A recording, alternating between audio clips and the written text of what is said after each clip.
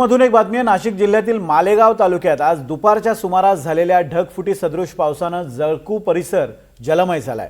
विशेष म्हणजे नाशिकच्या या पूर्व भागात बहुतांश ठिकाणी पावसाची गैरहजेरी असताना जळकूमध्ये मात्र पावसाने अक्षरशः धुवाधार हजेरी लावली आहे।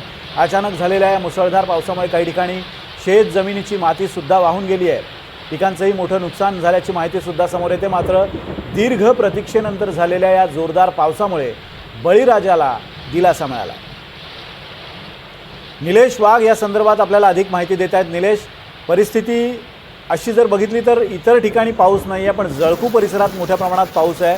काय तिथले स्थानिक प्रशासनाचं काय म्हणणं आहे? अचानक एकाच परिसरात ढगफुटी सदृश पाऊस होण्याचं कारण काय आणि तिथली स्थिती सध्याची काय आहे? नक्कीच आपण जर बघितलं तर नाशिक जिल्ह्यातल्या पूर्व भागामध्ये गेल्या 15 दिवसापासून पाऊस जो तो गायब झाला, त्यामुळे खरीपाची पिके जी ती या ठिकाणी धोक्यात आली। मात्र आज अचानक जर पाहिलं तर मालेगाव तालुक्यात जळकू आणि परिसरामध्ये जो आहे तो धुवाधार पाऊस झाला, ढगफुटी सदृश पाऊस झाला। या पावसामुळे जर आपण पाहिलं तर संपूर्ण परिसर जो तो जलमय झाला, त्यामुळे काही ठिकाणची माती असेल किंवा पिके जे ते देखील वाहून गेले।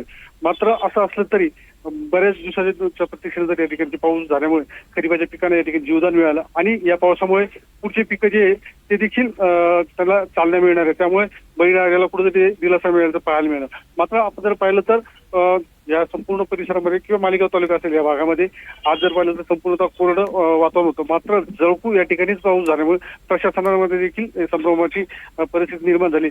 या संपूर्ण प्रकारामुळे जो तो हा परिसर जो आता जलमय झाल्याचं पाहायला मिळतं। धन्यवाद निलेश, दिलेल्या अपडेट्सबद्दल। आपण बघतोय की जळकू परिसरात मोठ्या प्रमाणावर पाऊस झालाय, ढगफुटी सदृश पाऊस झालाय, त्यामुळे जमीन खरडून गेलेली आहे, पिकांचंही नुकसान झालेलं आहे। मात्र आसपासच्या भागात तितकासा पाऊस झालेला नाही आहे, त्यामुळे आश्चर्य व्यक्त केले जाते।